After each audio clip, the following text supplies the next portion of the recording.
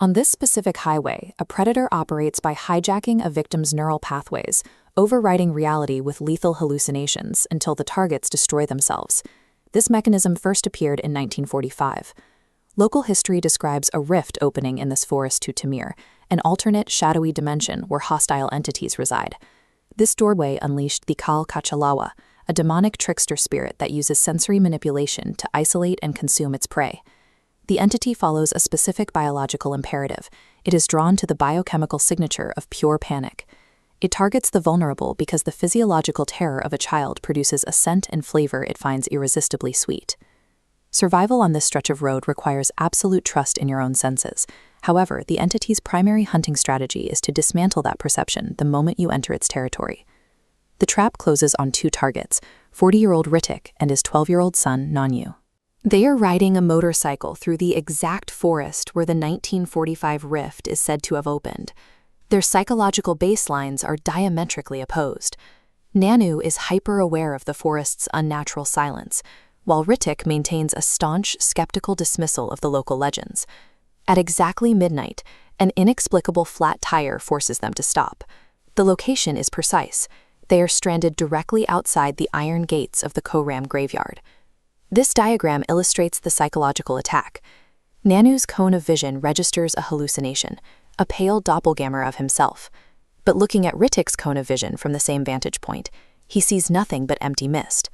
Ritik looks in the exact same direction as his terrified son, processes zero threat, and dismisses Nanu's panic as a childish prank.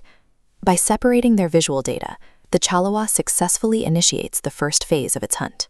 The father and son remain physically together, but they are now completely isolated inside their own conflicting realities. The illusion escalates for the boy.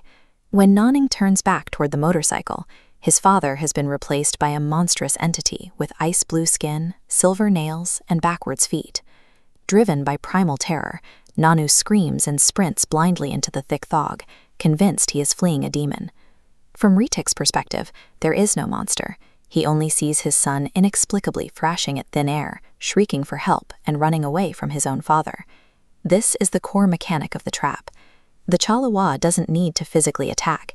It simply weaponizes Nanu's manufactured fear against Ritik's mounting confusion. By locking two people in the same spatial coordinates while feeding them incompatible realities, the entity engineers a fatal collision course. The physical convergence happens moments later. Nanu believes he has been caught by the heart-eating demon. In reality, it is Ritik catching his son to comfort him. As the boy reaches maximum panic, the entity hijacks Ritik's perception. The illusion strips away his son's face and replaces it with a 3-foot-tall, laughing skeletal monster dressed in Nanu's clothes. Then comes the fatal cross-projection. Nanu's hallucination breaks momentarily, allowing him to see his real father. The boy runs toward Ritik with open arms, seeking safety. This chart shows two intersecting data streams.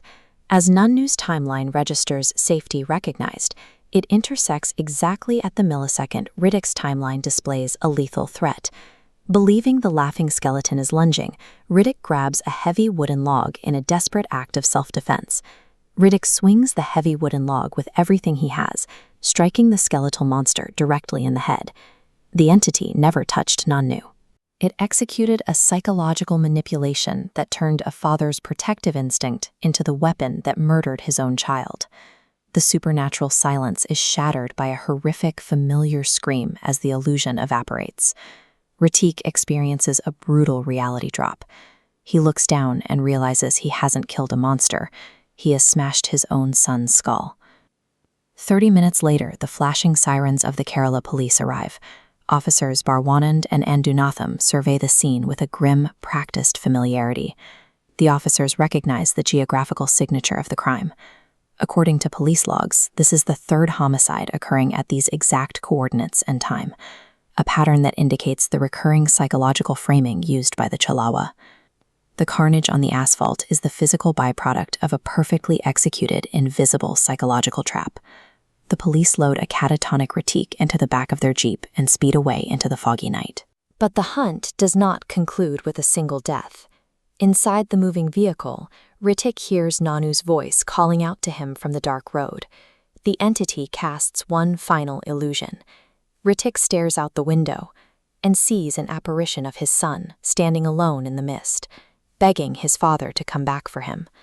Driven mad by grief, unable to accept his son's death, Ritik forces open the door of the moving jeep and leaps out to reach him. He realizes the geographic trick too late. The jeep was driving over a bridge.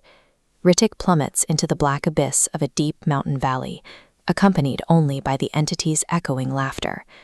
The call Kuchalawa is the ultimate predator because it turns the human mind into a self-executing trap from which there is no escape.